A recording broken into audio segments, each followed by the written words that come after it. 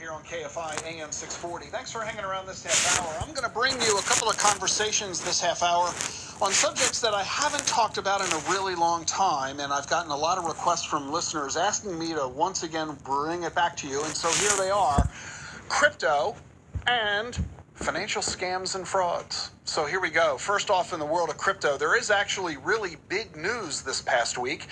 The Office of the Comptroller of the Currency this week announced that national savings banks and federal savings associations can custody cryptocurrency for bank customers.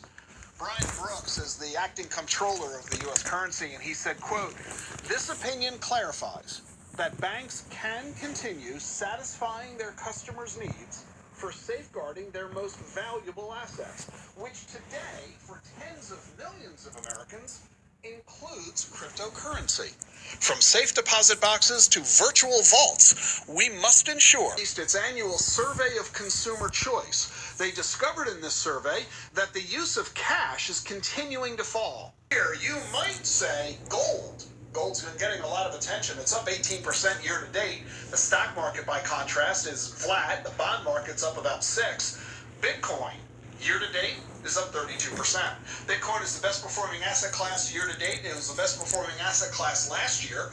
It was the best performing asset class for the past 3 years, the past 5 years, and the past 10 years. No wonder increasingly people are saying, yeah, I've heard of it, and are even contemplating buying it. And JP Morgan Chase has just released a report saying that the performance of Bitcoin during this crisis suggests it has, quote, longevity as an asset class.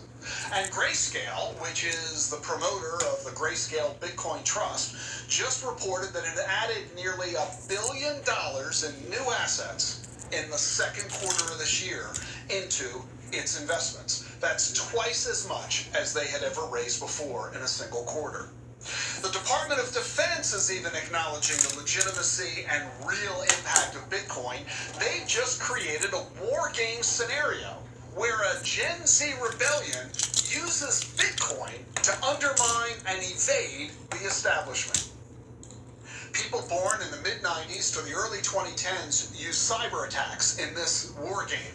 And they use the cyber attack to steal money, and they convert it to Bitcoin. The war game is set in 2025, and the Department of Defense says, quote, "It's intended to reflect a plausible depiction of major trends and influences in the world regions."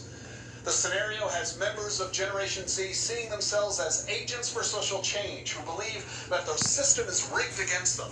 And so they begin a global cyber campaign to expose injustice and corruption and support the causes that they feel are beneficial. And they funnel the stolen cash into Bitcoin, and they donate it to worthy recipients. Kind of sounds like Robin Hood, doesn't it? I find it fascinating that the Department of Defense is going to go so far as to incorporate Bitcoin into its war game scenarios. Well, maybe Bitcoin is becoming more legitimate every day. In fact, in France, the central bank there, their equivalent of our Federal Reserve, they just put $40 million worth of bonds onto a public blockchain. The blockchain is the underlying technology that allows Bitcoin to work.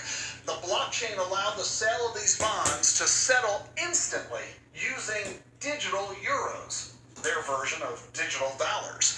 The European Central Bank says they don't yet see a business case for digital currency, but they are doing all of these tests to see how it would work. And they're now doing another trial for digital currency with the help of Accenture and HSBC. Meanwhile, the developer of the world's biggest building, which is based in Dubai, has sold 30,000 apartments in the last 10 years for a total of $24 billion. And guess what they're now saying? They're going to tokenize their real estate. What does that mean? It means they're going to take their building and split the value of it into tokens, kind of like shares of a stock, allowing people to buy these individual tokens, creating liquidity, much like a stock share price, for what is otherwise an illiquid asset, like a big real estate building. I mean, you can already buy a tiny token of, say, Google. It's called a share of Google. You don't have to buy the whole company. You can buy one share. Now you'll be able to buy a share of the world's tallest building. And yet, we still have to remind ourselves that Bitcoin remains very dicey, as are all the other digital assets and altcoins and tokens and such. Invest. If you're still willing to explore Bitcoin on all of that basis, I encourage you to pursue the education that you need to determine whether Bitcoin is appropriate for you in your situation, with the help and guidance of your financial advisor. In fact, helping you figure out what your investment strategy ought to be is what I'm offering you this Wednesday evening in a special webinar that we're producing, and it's free for you to attend. It's Wednesday night at 8 p.m. and provides you the 10 investment questions that matter today.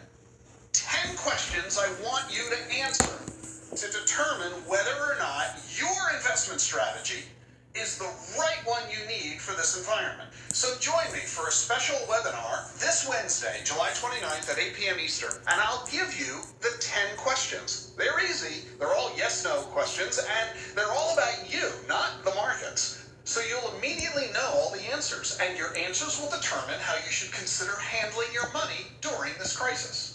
So join me online this Wednesday, July 29th at 8 p.m. Eastern. The webinar's free, and you can register at rickedelman.com. That's ricedelman.com. And when we come back on the program, investment scams. Stay with us for more here on The Rick Edelman Show. 888-PLAN-RICK, rickedelman.com.